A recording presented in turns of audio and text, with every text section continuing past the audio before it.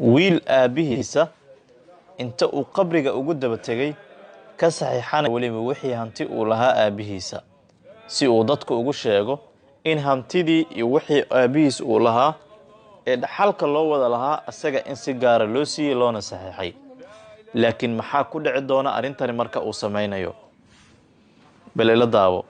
waxaan kaa codsanayaa haddii muuqaalkani uu ku soo gaaro inaad like-garayso siina sheer-garayso muuqaalkani si uu u gaaro saaxiibo badan oo sida oo kale wanaagsan. haddii muuqaalkani uu ku soo gaaro xilli salaada ama salaad la joogo, waxaan kaa codsanayaa inaad joojiso salaada aad soo dukato una soo noqoto muuqaalka daawashadiisa. goobtani waa goob lagu aasayo nin odaya oo geeriyooday. waxaa soo gaaray wiilkiisa oo ay ka muuqato weliba murugo badan iyo cabsi badan.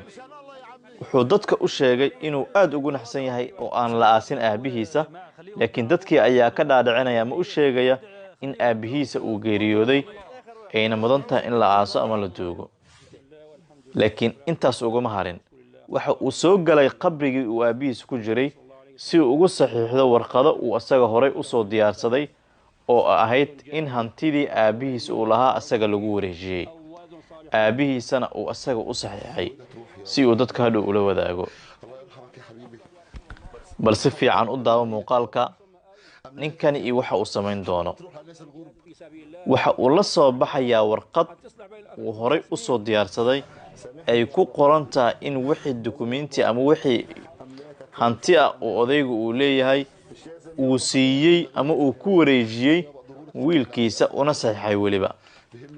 bal ila fiiri waxa ku dhici doona asagana marka.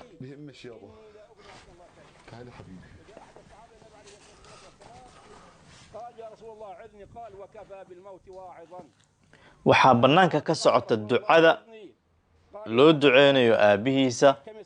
intaasba waxaa kala weynaaday in hantida aabihiisa uu ka soo saxiixdo. qofka hadduu iimaanka ka tago ama iimaankiisa daciif waa bis, rajo damba ma lahan.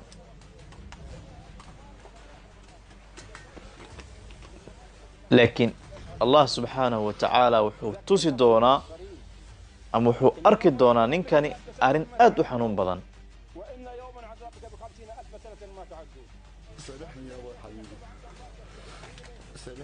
inta uusan warqadda ka saxiixan, aabihii wuxuu ka saaray suulka ayuu saaray haddii loogu talagalay saxiixa ee la saari lahaa warqadda. laakiin intuusan saaran ka hor wuxuu bilaabay ninkii qunfac degdega ayaa ilaahay ku riday iyo xaalad kale.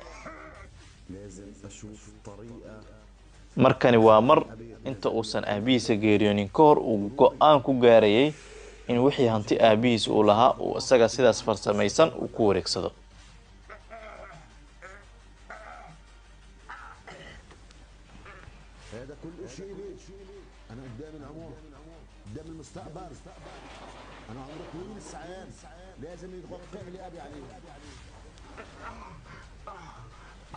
ninkii xaaladii ayaa kusii xumaanaysa.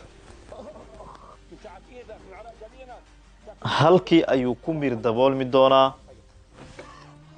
isagoo qunfac badan, neeftana ay ku ceshantay weliba. waxaa u yeeraya dadkii bannaanka joogay oo leh soo bax, maxaa kugu dhacay? qofkood dadka bannaanka joogay ayaa gudaha u galay si uu u ogaado xaaladda ninka haysata. sababtoo ah markuu soo galayo waa la ogaa, waana loo wada jeeday. laakiin isaga wuxuu muujinayaa dareen ah in aabihiisa geeridiisa uu ka naxsan yahay, uu la murugaysan yahay. waxaa la yaab iyo amakaa ku noqotay dadkii inay ugu tagaan ninkii oo miir daboolmay oo halkii ku dhacay isagana.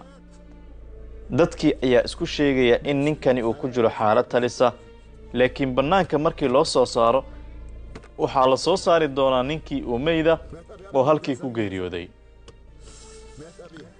adduunyadu waa imtixaan. asagu waxa uu islahaa hantida ama dhaxalka aabbaha ka saxiixo si aysan kula wadaagin walaalaha kale. laakiin isagii ayaa qabrigii ugu daba yimid malagii, halkii ayuuna ku nafwaayay ama ku dhintay. subxaan allah. wax badso wax beel ayay leedahay ayay soomaalidu tiraahdaa. inna lilaahi wa inna ilayhi raajicuun. muuqaalkani si ay dad badan uga cibro qaataan sii sheergaray walaal oo gaarsii dadka kale. فيه الأبصار مهطعين مقنعي رؤوسهم لا يرتد إليهم طرفهم وأفئدتهم هواء وأنذر الناس يوم يأتيهم العذاب فيقول الذين ظلموا ربنا أخرنا إلى أجل قريب نجب دعوتك ونتبع الرسل أولم تكونوا أقسمتم من قبل ما لكم